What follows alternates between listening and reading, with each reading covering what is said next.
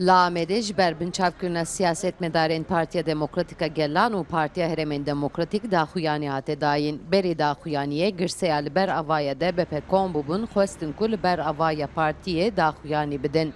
Lêbelê hêzên Ewlehiya Amedê destûr neda û hişyarî da girseyê ku wê müdaxele bikin. Ji ber wê yekê jî girse 5 deqîqe li ber avaya DBP çalakiya rûniştinê kirin û ji bo çalakiya bêdengî destê xwe danîn ser devê xwe. Siyasetmedar û welatî ji ber astengiya polîsan daxuyaniya çepemeniyê di nav avaya partiyê kirin. Di daxuyaniyê de hate gotin ku zext û zordariya dewleta Tirkiye li ser Kurdan berdewam dike.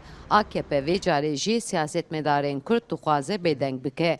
Lêbelê hate gotin ku wê gelê Kurd û siyasetmedarên Kurd gavên paş ve neavêjin.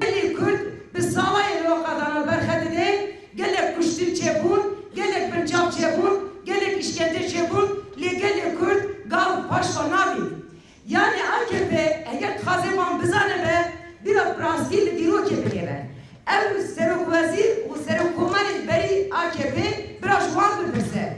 Bêje ma qev işkence yöntemî ma der ser Kurdan nemeşan. Qet tiştek ma der serî Kurdan nayna. Her tişt bû lêvan gelê Kurd bi salayê îrada wî natişkandin sûyê li ber wan netewan.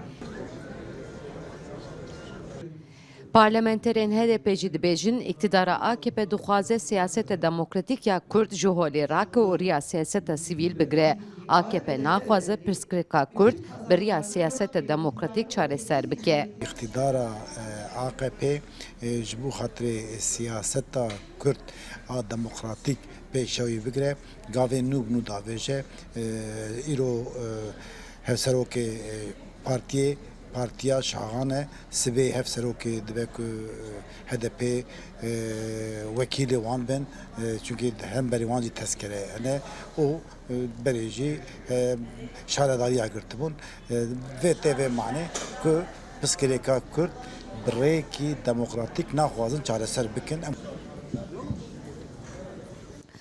Li navenda Amedê û navçeyên wî bi tevayê 55 siyasetmedarên Kurd hatin binçavkirin. Di daxuyaniyê de bankla hikûmeta AKP jî hate kirin ku bi demildest divê siyasetmedarên Kurd werin serbest berdan.